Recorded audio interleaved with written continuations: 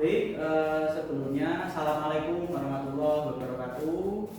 Terima kasih untuk Bapak Ibu guru semuanya yang sudah berkenan untuk mengikuti kegiatan dari saya, yaitu tentang rencana tindak lanjut, yang dalam arti rencana tindak lanjut ini diselenggarakan oleh BPGP yang dari Jawa Tengah untuk menyampaikan dari semua modul-modul yang pernah saya lakukan. Di sini saya mengambil tentang kebugaran jasmani dari SDN Panjangwetan 4. Mungkin sebelum memulai pada sesi penjelasan, saya akan memberikan waktu mungkin perwakilan dari guru untuk menyampaikan sambutan kepada guru yang lain. Mungkin monggo Bapak Sriono untuk menyampaikan amanat untuk Bapak Ibu guru semuanya. Terima kasih. Assalamualaikum warahmatullahi wabarakatuh. Yang kami hormati Bapak Ibu Dewan Guru, yang kami selaku wakil dari Dewan Guru, kami mengucapkan selamat kepada Bapak Setyo Legowo untuk mengerjakan tugas rencana tindak lanjut dari PKG, Diseminasi Guru Olahraga. Marilah kita ikuti dengan seksama, kita simak bareng-bareng. Semoga bisa menambah ilmu pengetahuan untuk kita semua. Sekian, terima kasih. Terima kasih untuk Bapak Sriono selaku guru yang dari SD Negeri Panjangwetan 4. Saya mungkin selanjutnya akan memaparkan presentasi yang sudah saya rancang di PPT berikut. Saya di sini akan mengambil judul tentang kebugaran jasmani. Nah, selanjutnya di sini komponen kebugaran jasmani itu ada 4. Di antaranya yaitu kecepatan, kelincahan, keseimbangan, koordinasi. Jadi untuk kebugaran jasmani ini terdiri ada 4. Nah, di sini saya akan menyampaikan dengan satu persatu. Di antaranya yaitu mungkin 1, kebugaran. Saya akan menjelaskan tentang kebugaran jasmani terlebih dahulu.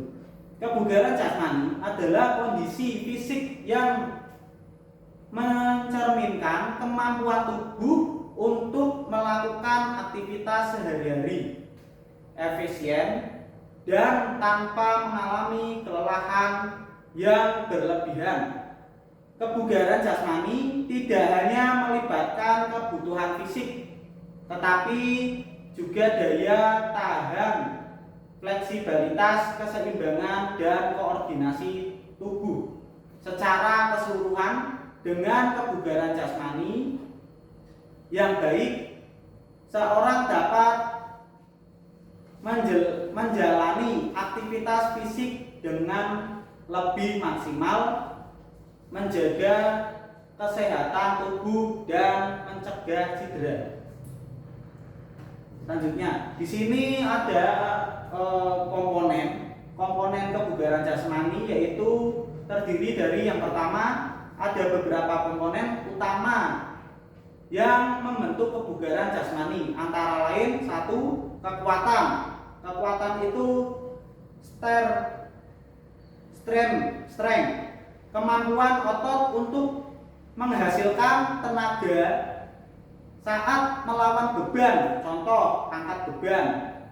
Yang kedua, daya tahan kardiovaskuler, yaitu kemampuan sistem peredaran darah dan pernapasan untuk mendukung aktivitas fisik dalam waktu yang lama, contoh berlari, berenang, bersepeda. Selanjutnya yaitu daya tahan otot kemampuan otot untuk melakukan kontraksi berulang kali tanpa merasa lelah dalam waktu yang lama. Contoh push up. Nah, selanjutnya yaitu manfaat kebugaran jasmani. Di sini saya menjelaskan untuk manfaat kebugaran jasmani. Meningkatkan kebugaran jasmani memiliki banyak manfaat bagi tubuh dan kesehatan, seperti 1. Meningkatkan daya tahan tubuh dan energi. 2. Meningkatkan kardiovaskuler dan pernapasan. 3. Menurunkan resiko penyakit kronis seperti diabetes, hipertensi, dan obesitas. 4. Meningkatkan kualitas tidur. Yang kelima, membantu mengurangi stres dan kecemasan. Yang kelima, meningkatkan percaya diri dan kebahagiaan. Mungkin itu untuk manfaat kebugaran jasmani. Selanjutnya, cara meningkatkan kebugaran jasmani.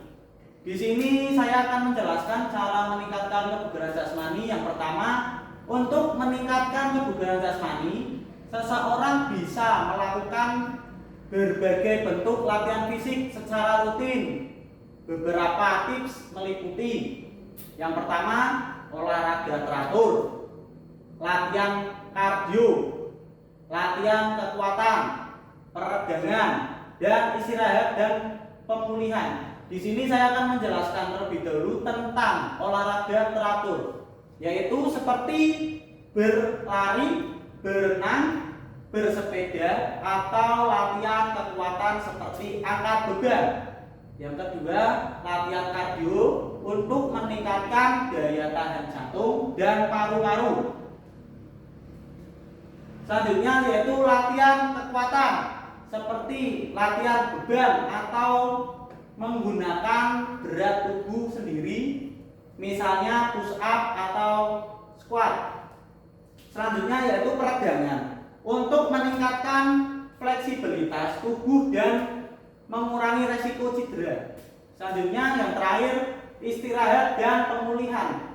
Setelah melakukan kegiatan tersebut, cara meningkatkan kebugaran jasmani, jangan lupa juga untuk melakukan istirahat dan pemulihan, seperti memberikan waktu bagi tubuh untuk pulih dan mengembangkan otot setelah latihan fisik berlebihan. Nah, mungkin itu yang dari kebugaran jasmani. Selanjutnya saya akan menjelaskan tentang kecepatan atau speed. Nah, di sini ada penjelasannya. Yang pertama yaitu kecepatan atau speed adalah kemampuan tubuh untuk bergerak dengan cepat dalam suatu jarak atau waktu tertentu dalam konteks kebugaran jasmani dan olahraga kecepatan, merujuk pada seberapa cepat seorang dapat melakukan gerakan tertentu, baik itu lari, berenang, bersepeda, atau aktivitas fisik lainnya yang membutuhkan reaksi cepat dan perpindahan posisi tubuh dalam waktu singkat. Nah, itu untuk kecepatan atau speed. Selanjutnya yaitu di sini ada faktor-faktor yang memengaruhi kecepatan. Nah, ada apa saja? Yaitu tentang faktor yang mempengaruhi kecepatan. Pertama, kekuatan otot, koordinasi, dan teknik. Yang ketiga, daya tahan otot. Yang keempat, fleksibilitas. Yang kelima, pemulihan dan istirahat. Yang pertama, saya akan menerangkan tentang kekuatan otot.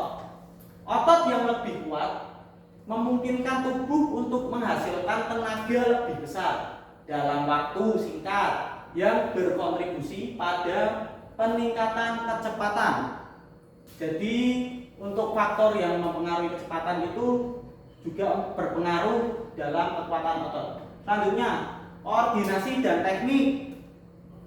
tidak lupa untuk melakukan ini koordinasi tanda ini. Teknik yang dilakukan harus baik, terutama dalam olahraga lari, berenang atau bersepeda sangat memengaruhi efisiensi gerakan dan kecepatan. Koordinasi tubuh yang baik membantu mengurangi pemborosan energi dan meningkatkan performa. Yang ketiga, daya tahan otot. Kemampuan otot untuk bekerja dalam jangka waktu yang lama tanpa mengalami kelelahan. Otot yang lebih tahan lama memungkinkan Anda semua untuk mempertahankan kecepatan dalam waktu yang lebih lama. Selanjutnya, fleksibilitas. Renang gerak yang lebih baik memungkinkan tubuh bergerak lebih efisien dan dengan cepat. Fleksibilitas tubuh yang baik membantu dalam memaksimalkan gerakan. Selanjutnya yang terakhir yaitu pemulihan dalam istirahat.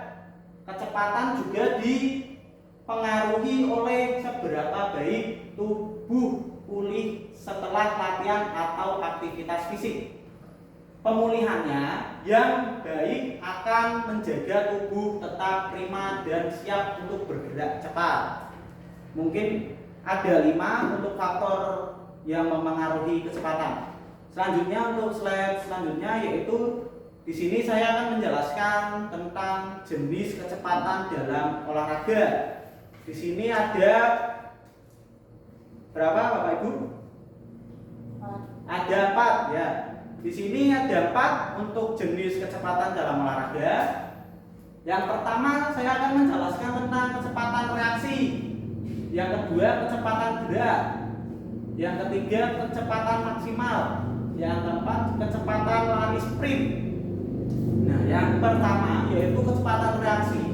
Kemampuan untuk merespon rangsangan, misalnya suara, peluit, sinyal lampu atau gerakan lawan, dan memulai gerakan dengan cepat. Contoh, ini contoh dari kecepatan reaksi ya Bapak Ibu. Yang pertama yaitu pelari yang harus cepat merespon start pistol. Ada yang tahu mungkin pelari yang harus cepat merespon start pistol? Tidak tahu? Bapak Siono mungkin tahu Pak? Tidak tahu. Oh, tidak tahu. Ya, saya akan menjelaskan untuk pelari yang harus cepat melakukan start pistol, yaitu mungkin saat melakukan start itu harus terlebih dahulu melakukan seperti ancang-ancang untuk siap berlari, dan saat bel berbunyi lalu langsung melaksanakan atau berlari. Selanjutnya kecepatan gerak, moving sprint. Di sini yaitu kecepatan bergerak dalam suatu jalur atau lintasan seperti berlari sejauh 100 meter atau bersepeda dalam waktu tertentu. Di sini yang ketiga kecepatan maksimal. Kecepatan maksimal, kecepatan tertinggi yang dapat dicapai seorang dalam waktu yang sangat singkat, misalnya saat sprint. Itu untuk kecepatan yang maksimal. Selanjutnya yaitu kecepatan lari sprint. Kecepatan lari sprint yaitu kecepatan yang dicapai dalam jarak pendek. Biasanya pada olahraga seperti atletik, lari 100 meter, atau biasanya kalau anak SD itu lari 80 meter. Kalau lari SMP 100 meter, atau pertandingan sepeda sepak bola saat berlari mengejar bola. Baik, di sini saya akan menjelaskan lagi tentang cara meningkatkan kecepatan. Gimana sih untuk cara meningkatkan kecepatan itu? Di sini ada berapa? Ibu ini latihan sprint itu? 6 4 6. Ada berapa? 5. Ya, yang pertama itu cara meningkatkan kecepatan. Untuk meningkatkan kecepatan, latihan yang difokuskan pada apa itu? Kekuatan, teknik, dan daya tahan otot sangat diperlukan. Beberapa latihan untuk meningkatkan kecepatan meliputi, ya di sini ada berapa? 1, 2, 3, 4. Ada 4. Yang pertama yaitu latihan sprint. Sprint jarak pendek dengan intensitas tinggi, misalnya 20 sampai 40 meter untuk melatih kecepatan gerak dan reaksi. Selanjutnya yaitu latihan plyometris, yaitu latihan yang mengutamakan gerakan eksplosif seperti loncat, bangku, atau loncat jauh yang dapat meningkatkan kekuatan otot dan kecepatan. Selanjutnya yaitu yang ketiga, latihan kekuatan. Melakukan latihan beban atau latihan kekuatan tubuh untuk meningkatkan daya dorong otot saat bergerak. Selanjutnya yaitu tentang latihan agility. Agility itu apa? Melatih kelincahan tubuh dengan berlari zigzag atau mengubah arah secara cepat untuk memperbaiki koordinasi dan keseimbangan tubuh. Yang terakhir yaitu peregangan dinamis. Di sini biasanya ada statis dan dinamis. Untuk ini peregangan dinamis melakukan peregangan aktif yang membantu meningkatkan fleksibilitas dan rentang gerak. Nah, di sini saya selanjutnya akan menjelaskan tentang kelincahan. Kelincahan itu agility adalah kemampuan tubuh untuk bergerak dengan cepat dan tepat serta mengubah arah atau posisi tubuh dengan lancar dan efisien tanpa kehilangan keseimbangan. Kelincahan melibatkan koordinasi antara sistem saraf otot dan tubuh secara keseluruhan sehingga seseorang dapat merespons perubahan sistem dengan cepat dan efektif baik dalam olahraga maupun aktivitas sehari-hari. Di sini ada komponen kelincahan. Komponen kelincahan ini ada berapa, Bapak Ibu? Ada 5 ya. Ada 5 untuk komponen kelincahan. Untuk kelincahan melibatkan beberapa komponen penting, antara lain kecepatan, koordinasi, keseimbangan, kekuatan otot, dan yang terakhir ketepatan. Di sini saya akan menjelaskan tentang kecepatan, kemampuan tubuh untuk bergerak cepat dalam suatu arah atau untuk berpindah dari suatu posisi ke posisi lain. Nah, ini tentang kecepatan. Selanjutnya, koordinasi. Kemampuan untuk mengendalikan gerakan tubuh dalam waktu yang sangat singkat dan dalam berbagai posisi yang berbeda. Untuk koordinasi. Selanjutnya, yang ketiga, keseimbangan. Keseimbangan, kemampuan untuk menjaga posisi tubuh tetap stabil saat bergerak atau berpindah arah, menjaga keseimbangan. Selanjutnya yang keempat, kekuatan otot. Otot yang kuat memungkinkan tubuh bergerak secara cepat dan efisien saat mengubah arah atau bergerak ke posisi baru. Yang terakhir yaitu ketepatan, kemampuan untuk membuat gerakan yang akurat dan terkontrol sehingga tubuh dapat bergerak dengan cepat tanpa kehilangan keseimbangan atau mengarah ke posisi yang salah. Nah, baik.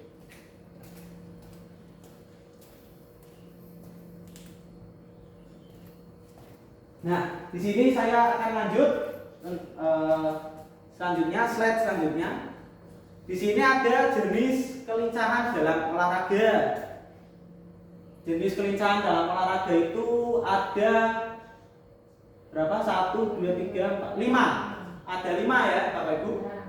Yang pertama yaitu kelincahan saat penting dalam banyak olahraga, terutama yang melibatkan perubahan arah dan gerakan dinamis. Beberapa olahraga yang menuntut kelincahan tinggi antara lain. Yang pertama ada apa, Bapak Ibu? Nah, sepak bola. Sepak bola yang pertama, pemain harus bisa bergerak cepat dan mengubah arah untuk menghindari lawan atau mengejar bola. Selanjutnya yaitu basket.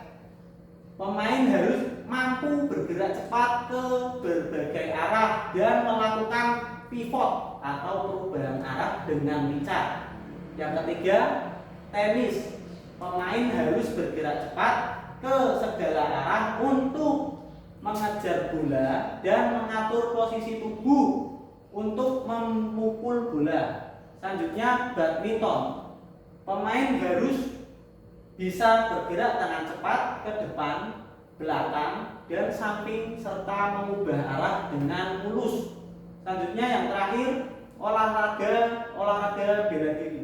Kecepatan dan kemampuan untuk bergerak dengan cepat dan mengubah posisi tubuh dengan tepat sangat penting dalam menghindari serangan dan memberikan serangan balik untuk olahraga bela diri.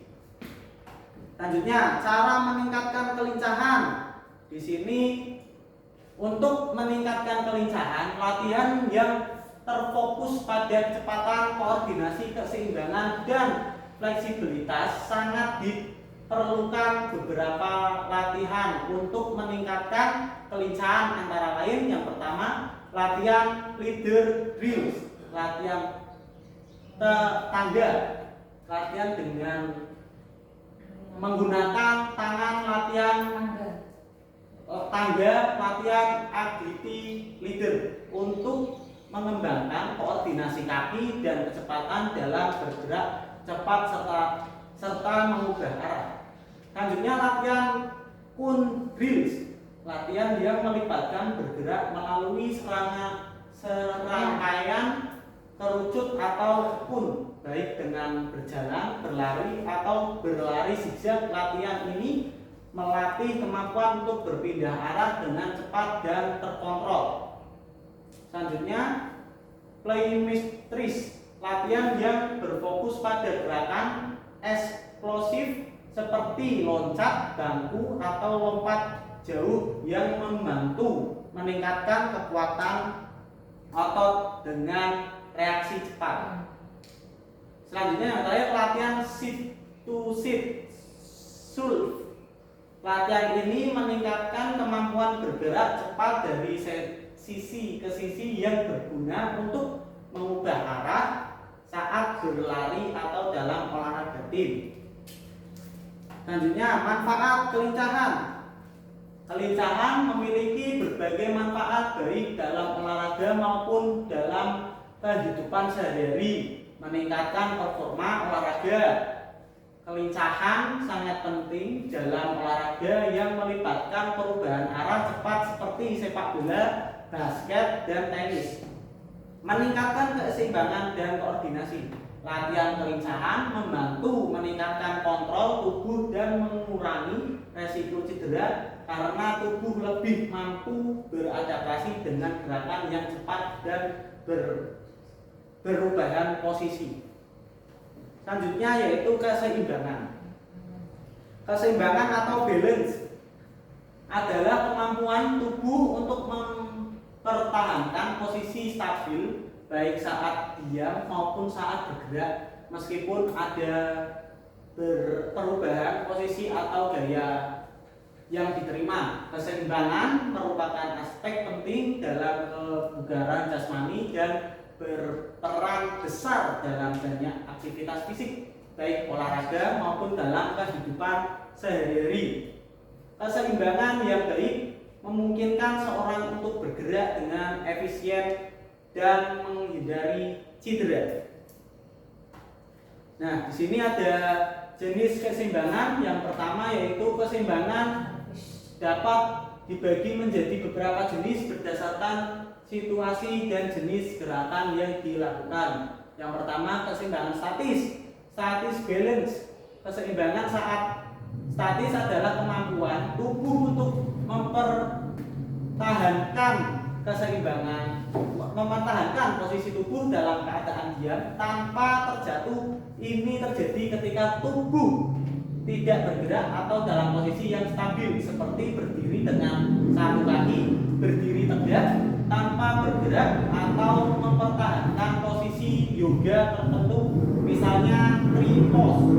Contoh, berdiri dengan satu kaki, berdiri tegak tanpa bergerak. Selanjutnya, keseimbangan dinamis balance. Keseimbangan dinamis adalah kemampuan untuk mempertahankan keseimbangan saat tubuh bergerak, baik itu berjalan, berlari, bersepeda, atau saat melakukan gerakan dalam olahraga. Keseimbangan jenis ini sangat penting dalam situasi yang melibatkan pergerakan cepat atau perubahan arah secara mendadak. Contoh, berlari atau bersepeda tanpa jatuh, menghindari benturan dalam permainan bola atau saat bermain ski. Selanjutnya, keseimbangan fungsional balance. Keseimbangan fungsional mengacu pada kemampuan untuk mempertahankan keseimbangan dalam konteks aktivitas sehari-hari seperti berdiri, berjalan, memiliki tenaga, menaiki tangga, atau bergerak dari satu tempat ke tempat yang lain. Contoh, mengambil barang dari rak tinggi atau menyeimbangkan tubuh saat berjalan di permukaan yang tidak rata. Sistem yang terlibat dalam keseimbangan tubuh dipertahankan berkat kerjasama beberapa sistem tubuh, termasuk satu, sistem vestibular. Sistem ini terletak di telaga telinga bagian dalam dan bertanggung jawab untuk mendeteksi gerakan tubuh yang posisi kepala dalam ruang. Sistem vestibular memberikan informasi tentang keseimbangan dan membantu tubuh menyesuaikan posisi tubuh sesuai dengan perubahan lingkungan. Penglihatan visi. Mata memberikan informasi visual yang sangat penting untuk menjaga keseimbangan tubuh. Ketika kita melihat referensi lingkungan atau objek sekitar tubuh, kita dapat menyesuaikan gerakan untuk mempertahankan posisi yang stabil. Selanjutnya yaitu prospis, indera posisi tubuh. Di tubuh, terutama di sendi, otot, dan tendon, memberi tahu otak tentang posisi tubuh di ruang angkasa. Misalnya, tubuh dapat merasakan apakah kaki sedang terangkat atau berada di tanah meskipun mata tertutup. Selanjutnya yaitu kekuatan otot dan koordinasi motorik. Otot yang kuat dan koordinasi motorik yang baik membantu menyeimbangkan tubuh serta bergerak atau berada dalam posisi tertentu. Otot-otot tubuh bekerja sama untuk menjaga stabilitas tubuh baik saat diam maupun bergerak. Ya, di sini ada manfaat keseimbangan. Manfaat keseimbangan yaitu ada mencegah cedera, meningkatkan kinerja, mempermudah aktivitas sehari-hari, peningkatan postur tubuh, meningkatkan kepercayaan diri. Selanjutnya di sini ada cara meningkatkan keseimbangan. Ada latihan berdiri dengan satu kaki, latihan dengan bola keseimbangan, latihan yoga, latihan pilates, yang terakhir yaitu latihan agility, kelincahan agility itu. Ya, selanjutnya yaitu koordinasi adalah kemampuan tubuh untuk mengatur dan mengendalikan gerakan berbagai bagian tubuh secara bersamaan dengan cara yang terkoordinasi dengan efisien. Selanjutnya yaitu ada aspek-aspek koordinasi, yaitu koordinasi mata, selanjutnya koordinasi mata kaki, selanjutnya koordinasi antar bagian tubuh, dan selanjutnya yaitu koordinasi gerakan serempak atau simulation coordination. Nah, selanjutnya yaitu ada faktor yang mempengaruhi koordinasi. Yang pertama, kekuatan otot, keseimbangan, konsentrasi dan fokus, kecepatan dan ketepatan. Yang terakhir yaitu latihan dan pengalaman. Nah, di sini ada manfaat koordinasi. Manfaat koordinasi, peningkatan performa olahraga. Contoh, pemain sepak bola yang dapat menggiring bola dengan tepat, atau pemain basket yang dapat melempar bola dengan akurat. Selanjutnya di sini ada cara meningkatkan koordinasi, yaitu latihan dengan bola. Latihan yang melibatkan bola seperti bola tenis, bola basket, atau bola voli dapat membantu meningkatkan koordinasi mata, tangan, atau mata kaki. Terima kasih. Mungkin ada Bapak Ibu yang ingin ditanyakan. Monggo. Ya, terima kasih. Oke, monggo Bu Bayu. Oke.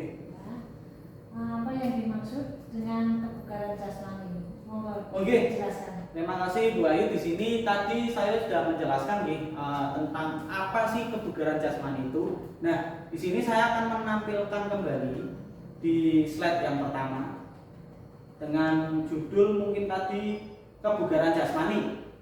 Nah, tadi Bu Ayu bertanya dengan apa sih kebugaran jasmani itu? Nah, mungkin saya di sini akan menjelaskan.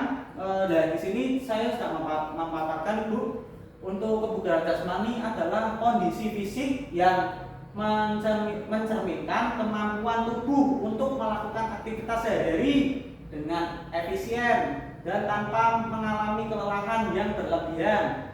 Nah, di sini juga kebugaran jasmani tidak hanya melibatkan kekuatan fisik, tetapi juga daya tahan, fleksibilitas, keseimbangan, dan koordinasi tubuh secara keseluruhan. Dengan kebugaran jasmani yang baik, seseorang dapat menjalani aktivitas fisik dengan lebih maksimal, menjaga kesehatan tubuh dan menjaga cedera. Mungkin itu Bu Ayu yang bisa saya sampaikan. Mungkin ada yang ingin ditanyakan kembali. Ada sandaran? Terima kasih. Oke, terima kasih untuk pertanyaannya Bu Ayu. Mungkin itu saja yang presentasi tugas akhir RLT, dalam arti rencana tindak lanjut saya. Semoga yang sudah saya paparkan di PPT ini bermanfaat bagi Bapak Ibu semuanya. Saya selaku guru di SMP Pancawira 4 dan mengerjakan untuk tugas menyelesaikan akhir RLT ini, semoga bisa berjalan dengan lancar. Saya minta doanya dan bisa segera di tugas akhir bisa selesai. Mungkin itu saja Bapak dan Ibu. Mungkin terima kasih. Wassalamualaikum warahmatullahi wabarakatuh. Waalaikumsalam warahmatullahi wabarakatuh.